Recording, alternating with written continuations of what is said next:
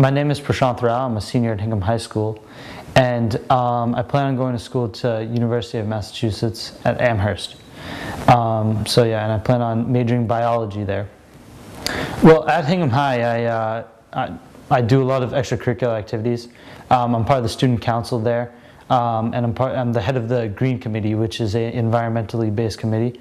We try to make the school much more environmentally friendly, as well as try to talk to the town and have them take up more environmental friendly practices.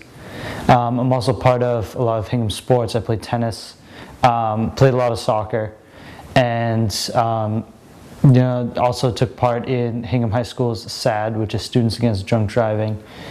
Volunteering, what it does for me is it gets me out and it gets me with people, different kinds of people, and it just forces you to do something. And I have to do something at all times, and I love meeting people. So what it has made me is volunteering and a lot of my extracurriculars. It's made me, I feel, a much more, sociable person. I can interact with most people, and I can fit into most, kind of groups. And I really feel that's from my volunteering, being forced into, talking with people, dealing with them, helping them out. So, I mean, that's what it's really taught me, and one of the major benefits of it. A mentor that I have is, he's a tennis player. His name is Jimmy Connors. And he was a very positive guy. He always said, "I never lost a match. I just ran out of time figuring it out." Which, it's such a huge change of perspective that I kind of apply that to everything. I never lost, I never, failed a test. I just ran out of time figuring it out. It's never that you fail. It's just, you give it a good shot, and hopefully you can learn from your mistakes. A year in India, I remember there was a homeless man that was living near our house, and every time I'd leave the house, he was there.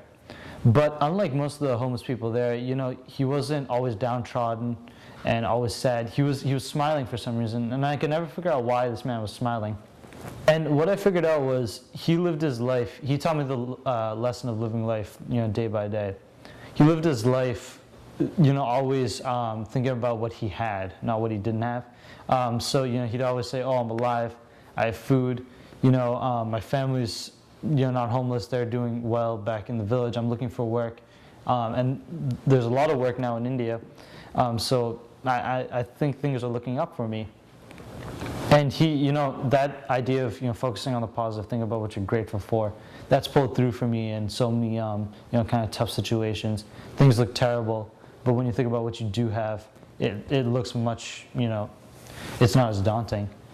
And he also, every day, he'd think of what he could do, and he was never thinking about his past. He was like, "I might have made some mistakes in the past, but if what I do now will hopefully remedy or alleviate those mistakes."